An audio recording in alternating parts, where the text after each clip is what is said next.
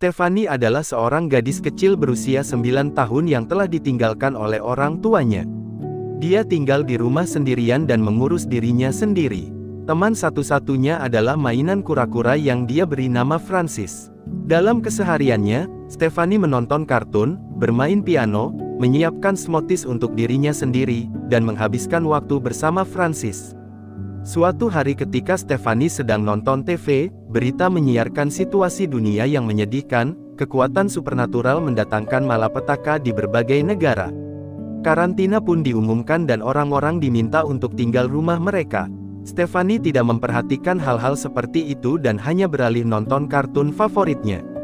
Menjadi anak berusia 9 tahun, dia sering membuat berantakan rumahnya. Namun, dia masih puas dan senang hidup sendiri tanpa orang tuanya. Ketika Stephanie menyiapkan smoothie di dapur, dia mendengar suara dari atas. Gadis kecil itu mendatangi bunyi itu dengan ketakutan. Dia hanya menemukan bola yang jatuh, seolah-olah ada seseorang mengajaknya bermain. Sayangnya dia menginjak pecahan kaca yang menyebabkan dia menjerit kesakitan. Karena dia hidup sendiri, dia dengan terlatih-tatih ke lantai atas dan mengambil kotak P3K untuk merawat lukanya.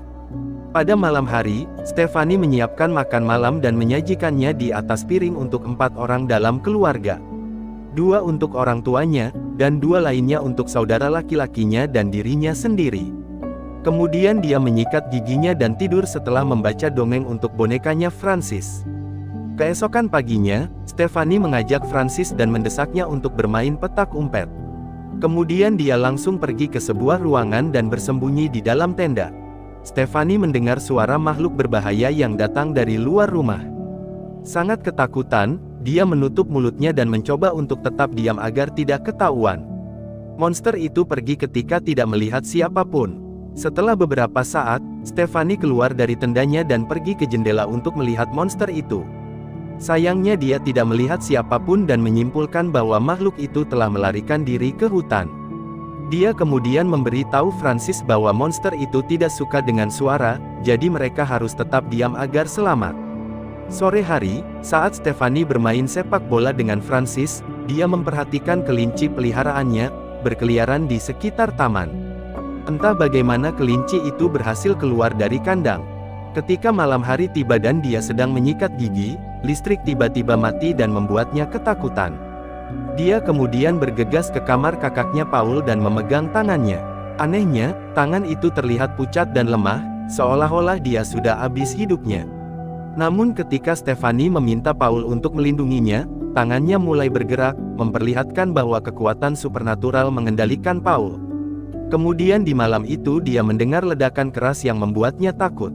Dengan perlahan dan hati-hati, dia pergi untuk memeriksa dan menemukan darah di mana-mana.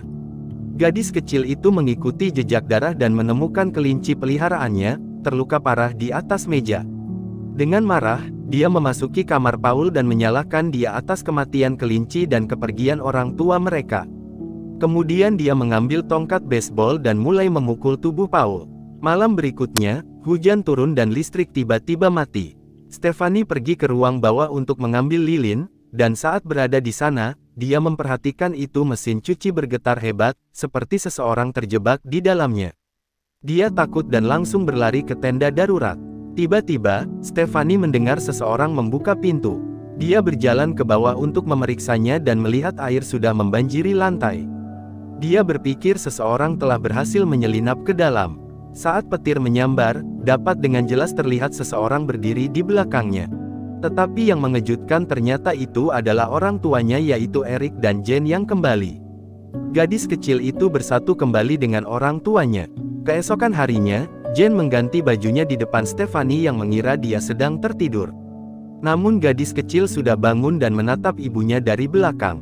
Dia melihat ada bekas luka di perut ibunya yang membuat Stephanie ketakutan.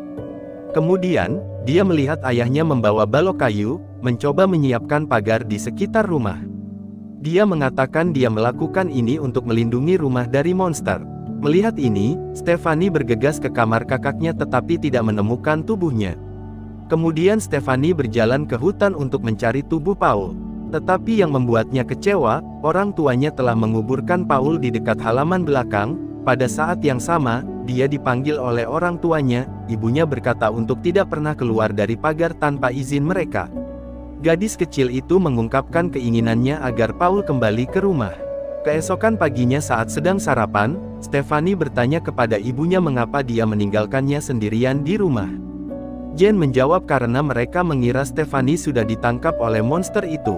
Gadis itu memberitahu ibunya bahwa monster itu tinggal di hutan dan akan menyerang mereka setiap kali ada kekacauan atau suara di dalam rumah. Dia juga berkata untuk tetap diam dan tenang saat monster memasuki rumah. Pada malam harinya, tubuh Paul dibawa kembali ke rumah oleh kekuatan supernatural. Keduanya sedih melihat ini, karena mereka baru saja menguburnya dengan berat hati. Saat makan malam, dia bertanya Eric apakah monster itu membawa Paul kembali, dan Eric mengiyakannya. Stephanie diam-diam masuk ke kamar ibunya, membaca buku yang di atas meja dan mengetahui bahwa Jane sebenarnya mencoba mempelajari operasi otak. Jane tiba-tiba masuk ke ruangan, Stephanie langsung bersembunyi di bawah meja. Saat sedang mandi, Eric mendekatinya dan mengatakan kepadanya bahwa monster itu bukan berasal dari luar, tetapi dari perasaan buruk Stephanie. Dia perlu mengendalikan dirinya dan mencoba untuk tidak membiarkan perasaan negatif menguasai dirinya. Lalu dia bertanya ayahnya mengapa dia ditinggal sendirian. Hal ini membuat Eric emosi dan perlahan dia berbisik bahwa dia takut, dan tidak tahu apa yang harus dilakukan untuk menyelamatkan keluarganya. Stephanie berjalan ke bawah dan mendengar orang tuanya mendiskusikan cara untuk mengendalikan monster itu. Eric percaya bahwa Stephanie dapat mengendalikan emosinya sementara Jane berpikir sebaliknya. Dia menyarankan agar mereka melakukan prosedur otak, tetapi Eric tidak setuju karena itu berisiko tinggi dan dia tidak ingin kehilangan putrinya. Stephanie, yang mendengar semua ini, tidak mengatakan apa-apa dan hanya kembali ke kamarnya. Dia mengalami mimpi buruk. Dia mulai berteriak dan akhirnya terbangun dari mimpi buruknya.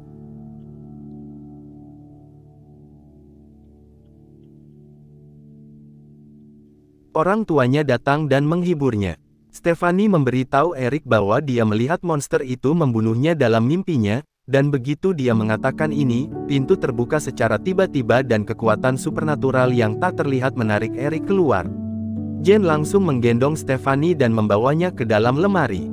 Stephanie meminta ibunya untuk tetap tenang dan diam agar monster itu tidak mendengar mereka. Setelah beberapa saat, Jane keluar dari lemari untuk memeriksa. Ketika dia bilang bahwa semua sudah aman, tiba-tiba dia ditarik oleh kekuatan tak terlihat yang sama. Stephanie berlari ke kamarnya, meraih Francis dan melompat dari jendela. Dia segera bangkit kembali dan menaiki tangga. Eric dan Jane mencoba untuk menghentikannya tetapi sia-sia, karena kekuatan tak terlihat yang tampaknya berasal dari gadis kecil itu sendiri terus menyeret mereka. Jane menggunakan kekuatan terakhirnya dan menarik Stephanie turun dari tangga. Makhluk aneh dengan tentakel mencoba menyerang mereka. Jane memerintahkan putrinya untuk berhenti, tetapi gadis kecil itu sangat takut. Jane mengeluarkan sapu tangan kloroform dan meletakkannya di wajah Stephanie untuk membuatnya tertidur. Dia memberitahu Stephanie, kamu adalah monsternya.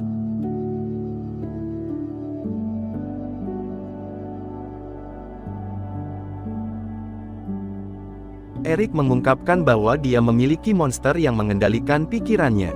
Dengan bantuan bola pendulum, Eric mencoba menghipnotis Stephanie dan bertanya dia tentang apa yang dia lakukan pada Paul. Gadis kecil itu menutup matanya dan mengungkapkan bahwa ketika dia dan Paul sedang mengukir labu untuk Halloween, dia mulai mengganggunya. Inilah sebabnya dia mulai menyerangnya secara tidak sadar. Orang tuanya membawa Stephanie ke ruang operasi. Operasi hanya cara satu-satunya untuk membuatnya tetap hidup.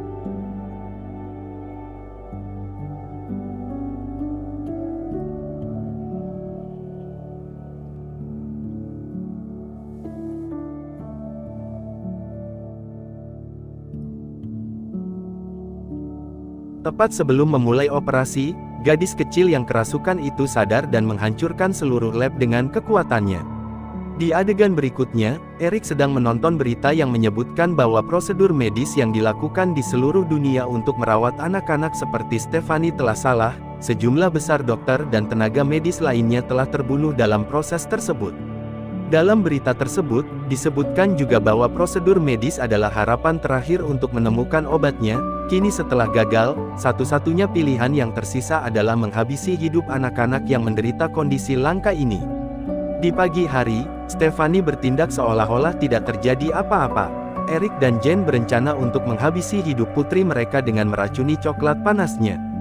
Eric kemudian meminta Stephanie untuk menemaninya berjalan-jalan di hutan, lalu dia meminta putrinya untuk minum coklat panas. Tapi tepat sebelum dia meminumnya, kekuatan telekinesisnya membuang coklat itu dan wajahnya mulai membiru. Dia mencoba mengendalikan dirinya tetapi gagal, memaksa Eric untuk menembaknya berkali-kali. Setelah kejadian itu, Eric yang putus asa kembali ke rumah karena Stephanie telah meninggal. Besoknya saat dia akan menguburkan Stephanie, dia menemukan Stephanie berdiri di pintu belakang rumah.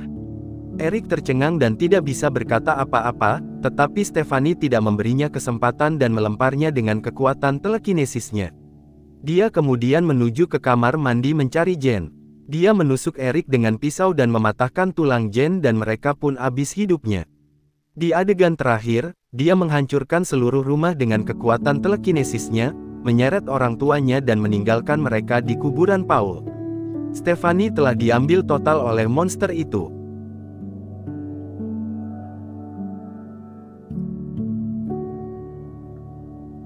Film berakhir saat kita diberi foto udara dari seluruh bumi yang telah hancur.